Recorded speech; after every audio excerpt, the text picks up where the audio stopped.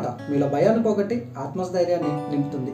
అటువంటి మంచి మాటలు చెప్పే మన మాటే మంత్రం ఛానల్ ఈ సంవత్సరం ఎవరైతే 10th క్లాస్ బోర్డ్ ఎగ్జామ్స్కి వెళ్ళబోతున్నారో వాళ్ళందరికీ కూడా 95+ మార్క్స్ తెప్పించే విధంగా పేపర్ ప్రజెంటేషన్ ఏ విధంగా చేయాలి అనే దాని మీద ఈరోజు మన వీడియో.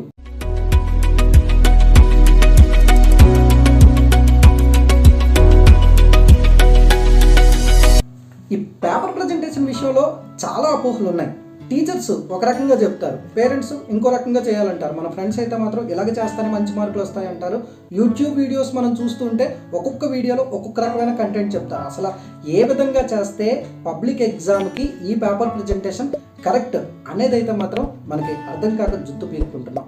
ఇటువంటి పరిస్థితుల్లో మీ అందరికి నేను ఇచ్చే గైడెన్స్, పబ్లిక్ ఎగ్జామ్లో నేను చెప్పిన టిప్స్ కానీ మీరు కరెక్ట్గా ఫాలో అయితే 95+ మార్క్స్ గ్యారంటీ. ఎందుకంటే మీకున్న ఒకే ఒక అపోహ హ్యాండ్ రైటింగ్ పేపర్ ప్రజెంటేషన్. అసలు హ్యాండ్ రైటింగ్కి పేపర్ ప్రజెంటేషన్కి సంబంధం లేదు. ముందు ఈ విషయాన్ని మీరు తెలుసుకోండి. నా హ్యాండ్ రైటింగ్ అస్సలు బాగోలేదు, నాకు మంచి మార్కులు రావు.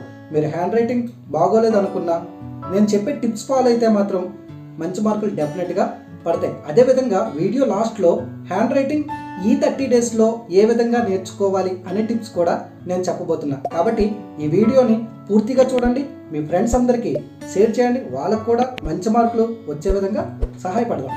పబ్లిక్ ఎగ్జామినేషన్లో సబ్జెక్ట్ నాలెడ్జ్, టైం మేనేజ్మెంట్ ఇదంతా ఒక ఎత్తు అయితే పేపర్ ప్రజెంటేషన్ అనేది ఇంకొక ఎత్తు. ఒక్క విషయం గుర్తుపెట్టుకోండి, మనం రాసింది మనకు తప్పించి ప్రపంచంలో ఎవ్వరికీ అర్థం కావడం లేదు అంటే మనం రాసిన దానివల్ల ఉపయోగం లేదు. మనం రాసింది మనకు అర్థమైతే సరిపోదు, ఎవాల్యుయేటర్కి అర్థం కావాలి అన్న విషయాన్ని గుర్తుపెట్టుకోండి. పబ్లిక్ ఎగ్జామినేషన్ అంటేనే భయంకరమైన టెన్షన్తో ఎగ్జామ్ రాస్తూ ఉంటాం. ఒక పక్క టైం మేనేజ్మెంట్ చేసుకోవాలా, ఇంకో పక్క పేపర్ని నీట్గా రాయాలా. ఈ రెండు మేనేజ్ చేయడం కానీ మనకు తెలిస్తే 95+ మార్క్స్ గ్యారంటీ. కాబట్టి రండి, నేను ఇప్పుడు చెప్పే టిప్స్ అన్ని కూడా జాగ్రత్తగా పేపర్ పెన్ తీసుకొని రాసుకోండి. ఇది పబ్లిక్ ఎగ్జామ్కి వెళ్ళే ముందు మాత్రమే కాదు, మీ ప్రీ ఫైనల్ ఎగ్జామ్స్ ముందు కూడా ఒక్కసారి చదివి ప్రాక్టీస్ చేయండి. ఈ రోజు నుంచి మీరు ప్రాక్టీస్ చేస్తే పబ్లిక్ ఎగ్జామ్ వచ్చేసరికి మీరు పర్ఫెక్ట్ అవబోతున్నారు. ఫస్ట్ వెరీ ఇంపార్టెంట్ టిప్ మీకు చెప్తాను, అది బార్డర్స్ అండి.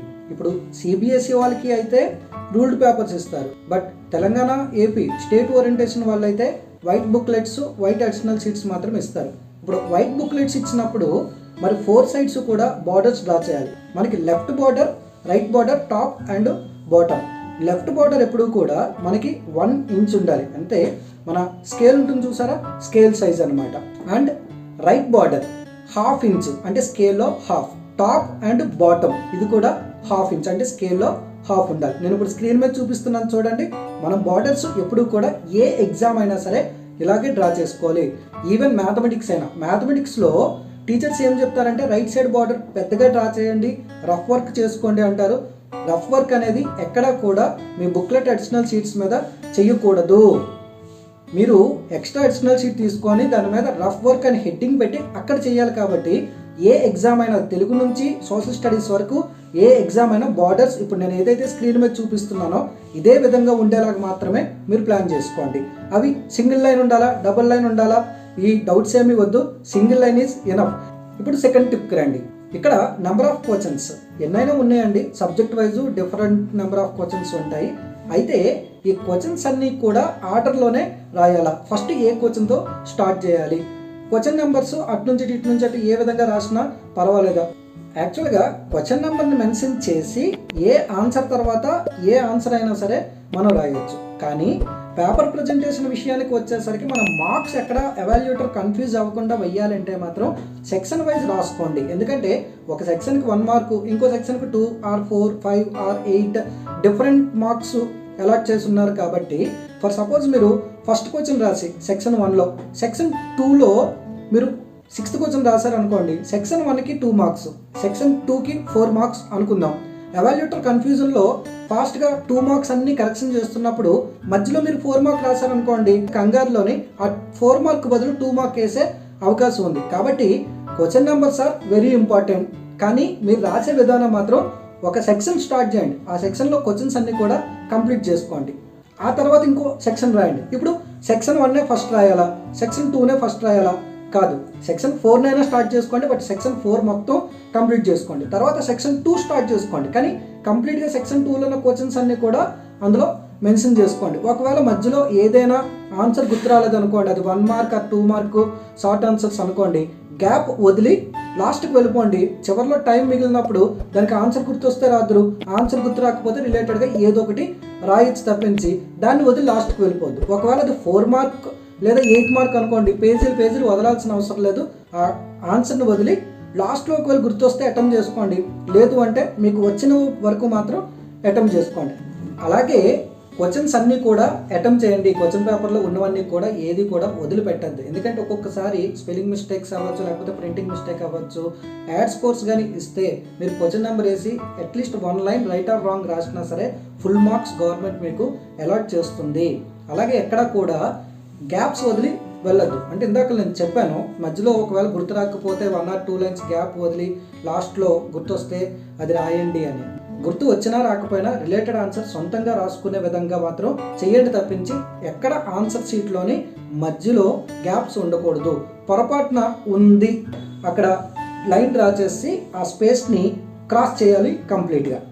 టిప్ నెంబర్ 3, ఇది ఇందాక నేను మీకు చెప్పాను చూసారా, హ్యాండ్ రైటింగ్ బాగోకపోయినా పర్వాలేదు, ఈ టిప్స్ ఫాలో అయితే చాలా నీట్గా పేపర్ కనిపిస్తుంది అనేది. అది టిప్ నెంబర్ 3 బాగా యూజ్ అవుతుంది. నెంబర్ 1, మీరు రాసే లెటర్స్ మరీ పెద్దగా కాకుండా చిన్నగా కాకుండా మీడియం సైజులో ఉండేలాగా చూసుకోండి, ఫస్ట్ 1. నెంబర్ 2, మీరు రాసే లైన్స్ స్ట్రైట్గా ఉండాలి. ఇప్పుడు ఎక్కడో కింద స్టార్ట్ చేసి పై వరకు వెళ్ళిపోవడం, ఒక దగ్గర స్టార్ట్ చేసి కిందకు వచ్చేయడం, ఇలా క్రాస్గా ఉండకుండా చూసుకోండి. Number 3, line to line gap అనేది పేపర్ మొత్తం మీద కూడా యూనిఫామ్గా ఉండాలి. వర్డ్ టు వర్డ్ గ్యాప్ కూడా యూనిఫామ్గా ఉండాలి. అదేవిధంగా మీరు ఆ పేపర్లో రాసే total number of lines first letters అన్నీ కూడా యూనిఫామ్గా ఒకే లైన్లో ఉండే విధంగా చాలా జాగ్రత్తగా చూసుకోండి. మీ హ్యాండ్ రైటింగ్ బాగోకపోయినా పేపర్ చాలా చాలా నీట్గా కనిపిస్తుంది. టిప్ నెంబర్ 4, స్పెల్లింగ్ మిస్టేక్స్ని అవాయిడ్ చేసేయండి. ఓవర్ రైటింగ్ ఎక్కడా లేకుండా చూసుకోండి. స్ట్రైక్ ఆఫ్స్ అస్సలు ఉండకూడదు. ఎందుకంటే ఇక్కడ ఒక్క మాట క్లియర్గా చెప్తాను. First 3 pages of your booklet, వీటిని మేము గోల్డెన్ పేజెస్ అని పిలుస్తాం. ఎందుకంటే ఈ 3 pagesలోనే మీకు ఎక్కడైనా సరే చిన్న మిస్టేక్ వచ్చినా, రాంగ్ వచ్చినా, ఓవర్ రైటింగ్ వచ్చినా ఎవాల్యుయేటర్కి ఇంప్రెషన్ పోయే అవకాశం ఉంది. పోనీ ఏదో రాంగ్ ఆన్సర్ దాన్ని మనం స్ట్రైక్ ఆఫ్ చేయాలనుకున్నప్పుడు సింపుల్గా ఒక లైన్ తోటి ఇలా స్ట్రైక్ ఆఫ్ చేసి పక్కనే వేరే ఆన్సర్ రాయాలి తప్పించి చాలామంది ఏం చేస్తారంటే దాన్ని ఇష్టం వచ్చినట్టు ఇలా గీతలు గీసేసి రుద్దేసి ఆ పేపర్ మొత్తాన్ని కూడా స్పాయిల్ చేసి పేపర్ ఎవాల్యుయేటర్ చూడగానే అది మాత్రమే కనిపించి అసలు పేపర్ ఎంత చండాలంగా ఉందేంటి అన్న ఫీలింగ్ తెప్పించేస్తారు. కాబట్టి అక్కడ కూడా నెంబర్ 1, స్పెల్లింగ్ మిస్టేక్స్ లేకుండా చూసుకోండి, ఓవర్ రైటింగ్స్ లేకుండా చూసుకోండి, మెయిన్గా స్ట్రైక్ ఆఫ్స్ లేకుండా చూసుకోండి. టిప్ నెంబర్ 5, పెన్ అండి. మనం యూజ్ చేసే పెన్. అంటే పెన్ గురించి కూడా మనం మాట్లాడుకోవాలా అనుకుంటాం ఇక్కడ, బట్ మన పబ్లిక్ ఎగ్జామినేషన్లో పెన్ యొక్క పాత్ర చాలా చాలా ఇంపార్టెంట్, గుర్తుపెట్టుకోండి. ఎందుకంటే మన పెన్ అనేది మనకు కరెక్ట్గా కానీ ఆ టైంలో కోఆపరేట్ చేయకపోతే మన టైం మేనేజ్మెంట్ పోతుంది, పేపర్ ప్రజెంటేషన్ కూడా పోతుంది. Our pen is our best partner అనే విషయాన్ని గుర్తుపెట్టుకొని మీరు రెగ్యులర్గా ఏదైతే పెన్ యూజ్ చేస్తారో అదే పెన్ని పబ్లిక్ ఎగ్జామ్కి తీసుకువెళ్ళండి. ఆ పెన్ మళ్ళీ సరిగ్గా గ్రిప్పు కరెక్ట్గా ఉండే విధంగా, మళ్ళీ స్వెట్టింగ్ వస్తే జారిపోకుండా ఉండే విధంగా, మీరు రాస్తూ ఉంటే ఇంకా స్మూత్గా రాస్తుంది అన్న ఫీలింగ్ వచ్చే విధంగా ఉండాలి తప్పించి అది గట్టిగా నొక్కితే తప్పించి రాయదు, రాస్తూ ఉంటే ఇంకు కక్కేస్తూ ఉంటుంది. ఈ టైప్ ఆఫ్ పెన్స్ అనేది మాత్రం యూజ్ చేయొద్దు. అయితే ఏ కలర్ పెన్ యూజ్ చేయాలి? బ్లూ ఆర్ బ్లాక్, ఈ 2 కలర్స్లో ఏదో ఒక కలర్ మాత్రమే యూజ్ చేయండి. ఇక్కడ చాలామందికి డౌట్, మల్టీ కలర్స్ యూజ్ చేయొచ్చా? జనరల్గా అయితే యూజ్ చేయొచ్చు, పబ్లిక్లో యూజ్ చేయకూడదని రూల్ అయితే మాత్రం లేదు. బట్ నేను మీకు ఇచ్చే సజెషన్ ఏంటంటే అయితే పేపర్ మొత్తం మీద బ్లూ కలర్ యూజ్ చేయండి, లేదా పేపర్ మొత్తం అంతా కూడా బ్లాక్ కలర్ పెన్ యూజ్ చేయండి. మా టీచర్స్ చెప్పారండి బ్లూ పెన్తో రాయండి, బ్లాక్ పెన్తో అండర్లైన్ చేయండి, బ్లూ పెన్తో రాయండి, బ్లాక్ పెన్తో సైడ్ హెడ్డింగ్స్ పెట్టండి, ఇలా చెప్పారండి. మరి ఏం చేయమంటారు అంటే దయచేసి అలాగా చెయ్యొద్దండి. అది సైకలాజికల్గా ఎవాల్యుయేటర్కి నెగిటివ్ ఇంపాక్ట్ పడేలాగా చేస్తుంది. మొత్తం సైడ్ హెడ్డింగ్స్ అయినా, మీ కంటెంట్ అయినా, పాయింట్స్ అయినా అన్నీ బ్లూ పెన్ తోటే రాయండి. మరి ఇంపార్టెంట్ పాయింట్స్ అండర్లైన్ చేయమన్నారు మా టీచరు, బ్లాక్ పెన్తో చేయొచ్చా? కాదు, పెన్సిల్తో అండర్లైన్ చేయాలి. అంటే పేపర్ మొత్తం మీద అయితే కంప్లీట్ బ్లూ లేదా కంప్లీట్ బ్లాక్, అండర్లైన్స్ ఏమైనా ఉంటే పెన్సిల్, ఇంతవరకు మాత్రమే మీరు ఫాలో అవ్వండి. ఇంకా రెడ్ కానీ గ్రీన్ కానీ ఎక్కడ యూజ్ చేయొద్దు. ముఖ్యంగా జెల్ పెన్ యూజ్ చేయొద్దు. పేపర్ ట్రాన్స్పరెంట్గా ఉంటుంది. జెల్ పెన్ కానీ యూజ్ చేశారంటే బ్యాక్ సైడ్ ఇంప్రెషన్ పడుతుంది. స్వెట్ కానీ పడ్డదా మొత్తం రాసిందంతా కూడా కరిగిపోతుంది, గుర్తుపెట్టుకోండి. నా coming to tip number 6 regarding question numbers అండి. ఈ క్వశ్చన్ నెంబర్స్ అనేది మనం నెంబర్స్ కానీ వెయ్యకపోతే ఆన్సర్ రాస్తున్నప్పుడు ఆ ఆన్సర్ అనేది ఎవాల్యూట్ చేయబడదు. దానికి మీకు 0 మార్క్స్ పడతాయి, గుర్తుపెట్టుకోండి. ప్లస్ ఈ క్వశ్చన్ నెంబర్స్ ఎక్కడ వేయాలి? మార్జిన్కి లెఫ్ట్ అండ్ రైట్, అంటే ఇన్ అండ్ అవుట్ అనుకుందాం. క్వశ్చన్ నెంబర్స్ ఎప్పుడు కూడా out side of the margin ఉండాలి. పాయింట్స్ నెంబర్స్ ఎప్పుడు కూడా ఇన్సైడ్ ఆఫ్ ద మార్జిన్ ఉండాలి. కొన్ని క్వశ్చన్స్లో సబ్ క్వశ్చన్స్ ఉంటాయి. అంటే 23A B 23 అనేసారు, అక్కడ ఏ అని రాయలేదు అనుకోండి, ఎవాల్యూట్ జరగదు. 23లో B అనుకోండి, 23.B 23.A. ఈ క్వశ్చన్ నెంబర్స్ విషయంలో మాత్రం చాలా జాగ్రత్త తీసుకోండి. నా కమింగ్ టు టిప్ నెంబర్ 7.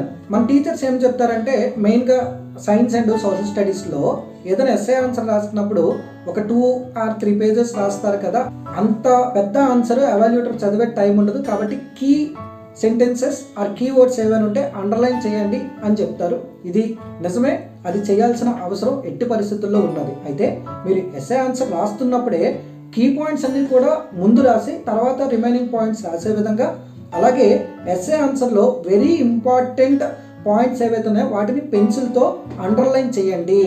ఎవాల్యూటర్కి ఉన్న టైంలోని మొత్తం ఎస్ఏ ఆన్సర్ చదవలేరు కాబట్టి మీరు ఏదైతే అండర్లైన్ చేశారో అండర్లైన్ చేసిన పాయింట్స్ని మాత్రమే చదివి ఓకే మొత్తం ఆన్సర్ కరెక్ట్గానే రాశారు, ఇవి రాశారు అంటే అవి ఉన్నట్టే అన్న ఫీలింగ్ వచ్చి ఫుల్ మార్క్స్ వేస్తారు. అండర్లైన్ చేసిన పాయింట్స్ ఏవైతే ఉన్నాయో అందులో స్పెల్లింగ్ మిస్టేక్స్ లేకుండా చూసుకోండి.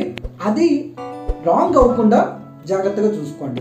మీరు రాంగ్ రాసి దాన్ని అండర్లైన్ చేసి ఎవాల్యూటర్ గారు నేను ఇది రాంగ్ చేశాను మీరు చూడండి, చూసి మార్కులు తీసేయండి అని మనమే హింట్ ఇవ్వకూడదుగా. మనం అండర్లైన్ చేసిన దాంట్లో స్పెల్లింగ్ మిస్టేక్స్ ఉన్నాయనుకోండి, ఎస్ఏ ఆన్సర్ అంతా వదిలేస్తారు, దాన్ని మాత్రమే చూస్తారు. అందులో స్పెల్లింగ్ మిస్టేక్ దొరికింది అనుకోండి, ఆ మొత్తం మిస్టేక్స్ ఇలాగే ఉండుంటాయని హాఫ్ ఆఫ్ ద మార్క్స్ తీసేస్తారు. కాబట్టి అండర్లైన్ చేయండి, హైలైట్ చేయండి, కానీ చేసేవి కరెక్ట్గా ఉన్నాయా లేదా చూసుకోవడంతో పాటు అండర్లైన్ చేయమన్నారు కదని పేజ్లో ఒక 14-15 లైన్స్ ఉన్నాయనుకోండి, అందులో 10 లైన్స్ అండర్లైన్ చేసేయడం కాదు. Very key and very important points 4 or 5 sentences మాత్రమే ఒక పేజ్లో చేసే విధంగా మాత్రమే చూసుకోండి. Tip number 8. అసలు పేజ్కి ఎన్ని లైన్స్ వ్రాయాలి? జనరల్గా మన బుక్లెట్ మీద 24 లైన్స్ పెర్ పేజ్ వ్రాయాలని ఉంటుంది. But best presentation and paper space between lines maintain చేయాలి అనుకుంటే మాత్రం 20 to 20 లైన్స్ మాత్రమే రాయండి. నా coming to tip number 9 regarding diagrams అండి. Draw the diagrams in biology, physics, chemistry in the landscape. గుర్తుపెట్టుకోండి, పేజ్ మీకు పోర్ట్రైట్లో ఉంటుంది, బట్ ల్యాండ్స్కేప్లో డ్రా చేయడం, పార్ట్స్ లేబులింగ్ చేయడం, క్వశ్చన్ నెంబర్ వేసామో లేదో చూసుకోవడం అనేది చాలా చాలా ఇంపార్టెంట్ ఈ డ్రాయింగ్లో. Tip number 10. అసలు ఎన్ని మార్క్ క్వశ్చన్స్కి ఎన్ని లైన్ ఆన్సర్స్ రాయాలి? ఇది పర్టికులర్గా నేను చెప్పినట్టే ఉండాల్సిన అవసరం అయితే లేదు, కానీ సరిపోతాయి అనే విధంగా నేను చెప్తున్నా. కొన్ని 1 మార్క్ 1 వర్డ్ ఆన్సర్స్ ఉంటాయి, 1 లైన్ ఆన్సర్స్ ఉంటాయి. 2 మార్క్స్కి ఒక 4 లైన్స్ ఆన్సర్ ఉండేలాగా, 4 మార్క్స్కి 8 లైన్స్ ఉండే విధంగా, 8 మార్క్స్కి అయితే మాత్రం ఒక 2 పేజెస్ ఆన్సర్ అయితే మాత్రం రాసే విధంగా అయితే ప్లాన్ చేసుకోండి. Tip number 11. 1 మార్క్ ఆ 2 మార్క్ క్వశ్చన్స్ ఆన్సర్ చేస్తున్నప్పుడు మనం ఆ ఆన్సర్ని క్వశ్చన్తో స్టార్ట్ చేయాలి. For example, why did Gandhiji decided to call off the non cooperation movement అని ఉన్నది అనుకోండి, దీనికి ఆన్సర్ని మనం క్వశ్చన్తో బిగిన్ చేయాలి. Begin the answer with Gandhiji decided to call off the non cooperation movement because of. అంటే ఈ విధంగా క్వశ్చన్తో ఎప్పుడైతే స్టార్ట్ చేస్తామో దానికి 1 వర్డ్ ఆన్సర్ ఉంటుంది, దానికి ఇంప్రెషన్ పడి ఫుల్ మార్క్స్ పడతాయి. ఈ ఇంప్రెషన్ అంతా రిమైనింగ్ పేపర్ మీద మనకి ఉంటుందన్నమాట. నా కమింగ్ టు టిప్ నెంబర్ 12.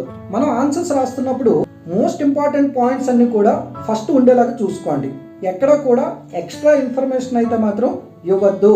దయచేసి SMS, షార్ట్ ఫామ్స్ ఇటువంటి ఎక్కడ యూజ్ చేయదు. మనకు వాట్సాప్ చాటింగ్ బాగా అలవాటు కదా, ఈ వర్డ్స్ యూజ్ చేస్తూ ఉంటాం పొరపాటున, ఇది ఎక్కడ కూడా రిపీట్ చేయొద్దు. అలాగే టెక్నికల్ వర్డ్స్ యూజ్ చేయండి మీరు ఏ ఆన్సర్ రాస్తున్నా సరే. Last but not least tip number 13. Answers complete అయిన తర్వాత లైన్స్ డ్రా చేయడం. మీరు 1 వర్డ్ ఆన్సర్స్ రాశారనుకోండి, ప్రతి ఆన్సర్కి కూడా మనం లైన్స్ డ్రా చేయాల్సిన అవసరం అయితే లేదు. అదే 1 line or more than 1 line answers రాసిన తర్వాత ప్రతి ఆన్సర్ని కూడా ఒక లైన్ తోటి డివైడ్ చేయాలి. అది సింగిల్ లైన్ డబుల్ లైన్ అనేది మనకి డౌట్ వద్దు, సింగిల్ లైన్ డ్రా చేయండి. లాస్ట్లో టైం మిగిలితే డబుల్ లైన్ డ్రా చేసుకోండి, కొంచెం నీట్గా ఉంటుంది. సో ఫ్రెండ్స్, ఇప్పుడు చెప్పిన ఈ 13 టిప్స్ కూడా మీరు చాలా జాగ్రత్తగా ఫాలో అయితే 95+ మార్క్స్ అయితే మాత్రం గ్యారంటీ. అయితే మీ ఎగ్జామినేషన్ డ్యూరేషన్ ఎంతున్నా మీ టైం మేనేజ్మెంట్ చాలా చాలా important. Exam at least 15 to 20 minutes before complete అయ్యేలా చూసుకొని, ఇప్పుడు మనం చెప్పిన పాయింట్స్ అన్నీ కూడా చేసామా లేదా రీవెరిఫికేషన్ చేసుకోవడంతో పాటు ఆన్సర్స్ అన్నీ రైట్ ఆర్ రాంగ్ రాసామా ఒకసారి వెరిఫై చేసుకొని, రాంగ్స్ ఎక్కడైనా రాస్తే రెక్టిఫై చేసుకుంటూ, ఎక్కడైనా ఆన్సర్ గుర్తురాక గ్యాప్స్ కానీ వదిలేస్తే అక్కడ ఆన్సర్ గుర్తు తెచ్చుకొని రాయడం, లేదా క్వశ్చన్కి రిలేటెడ్గా ఏదో ఒక ఆన్సర్తో ఫిల్ చేయడం చేసి, అది కూడా జరగకపోతే ఆ ఎంటీ స్పేస్ని కంప్లీట్ క్రాస్ మార్క్ తోటి క్రాస్ చేసి మీ ఎగ్జామ్ని ఎండ్ చేయండి.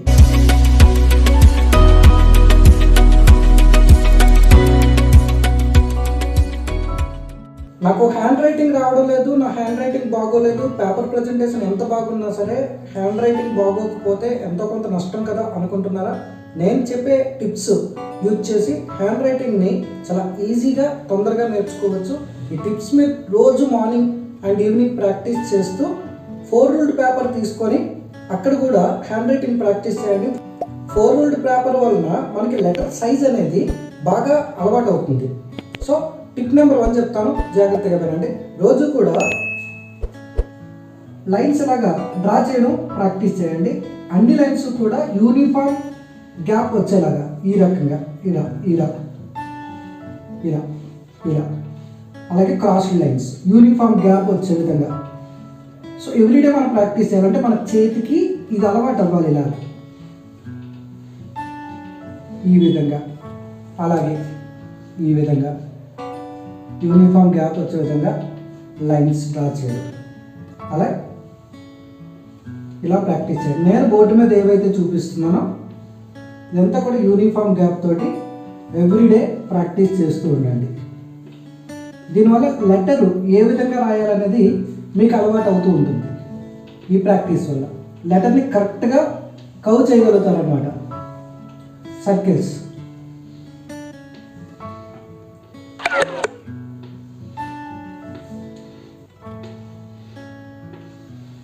So tip number 1, handwriting మన హ్యాండ్కి బాగా అలవాటు అవ్వాలి.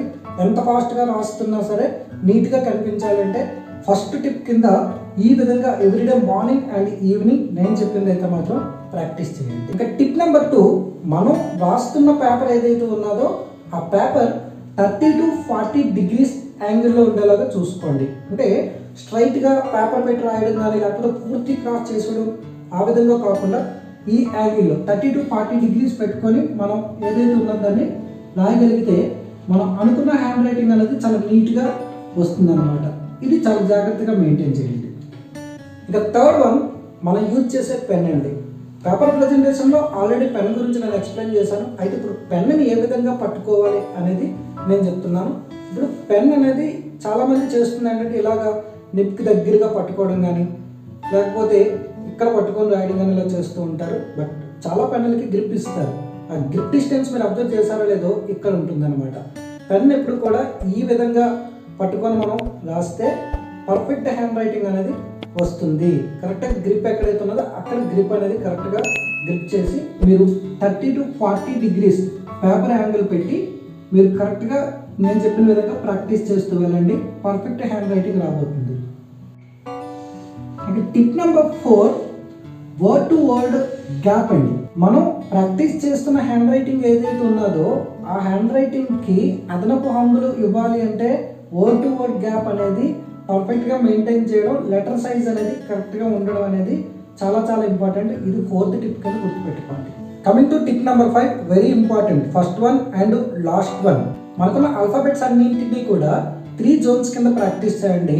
నేను ఇక్కడ బోర్డు మీద ఏదైతే చూపిస్తున్నానో దీన్ని మీరు స్క్రీన్ షాట్ తీసుకోండి. ఈ లెటర్స్ అన్నీ కూడా మిడిల్ జోన్ లెటర్స్ అంటాం. ఈ లెటర్స్ అన్నీ కూడా అప్పర్ జోన్ లెటర్స్, ఈ లెటర్స్ అన్నీ కూడా లోవర్ జోన్ లెటర్స్. ఇప్పుడు మనం 4 రూల్డ్ పేపర్ తీసుకున్న తర్వాత ఆ రూల్ సైజ్ ఏదైతే ఉన్నదో ఆ లెటర్ సైజ్ కూడా అంతే ఉండాలి. ఇది మనం పబ్లిక్ ఎగ్జామ్లో రాయబోయే లెటర్ సైజ్ ఎంత ఉండాలి అనే దానికి ఇది కూడా ఒక మెజర్మెంట్. సో ఈ మిడిల్ జోన్ లెటర్స్ని ప్రాక్టీస్ చేయండి. ముందు ఇవి ప్రాక్టీస్ చేయండి, తర్వాత అప్పర్ జోన్. ఇది చూడండి, అప్పర్ జోన్ లెటర్స్ ఈ స్ట్రోక్స్ అన్నీ కూడా పైకి వచ్చున్నాయి. B, D, H, K, L, T. Strokes lower జోన్లో కిందకు వచ్చున్నాయి చూడండి. G, J, P, Q, Y. F mixed zone, పైకి ఉంటుంది, మధ్యలో ఉంటుంది, కింద కూడా ఉంటుంది. సో ఇది యాజ్ ఇట్ ఈస్గా నేను చెప్పిన విధంగా వైట్ పేపర్ మీద కాకుండా 4 రూల్డ్ పేపర్లో మీరు కరెక్ట్గా ప్రాక్టీస్ చేస్తే మీరు రాసే పారాగ్రాఫ్స్ ఏవైతే ఉన్నాయో ఇదే జోన్స్ ఫాలో అవుతూ చేశారు అంటే మాత్రం 100% మీ హ్యాండ్ రైటింగ్ సక్సెస్ అవుతుంది. Hand writing with paper presentation 100% of marks మీకు ఇవ్వబోతుంది. ఈ విషయాన్ని చాలా జాగ్రత్తగా గుర్తుపెట్టుకొని 2 ఫాలో అవ్వండి. ఎగ్జామ్స్లో మంచి మార్కులు తెచ్చుకోండి. ఈ వీడియో నచ్చితే మీ ఫ్రెండ్స్ అందరికీ కూడా షేర్ చేసి వాళ్ళు కూడా మంచి మార్కులు వచ్చే విధంగా సహాయపడండి. Thank you very much. Me JK Srinivas.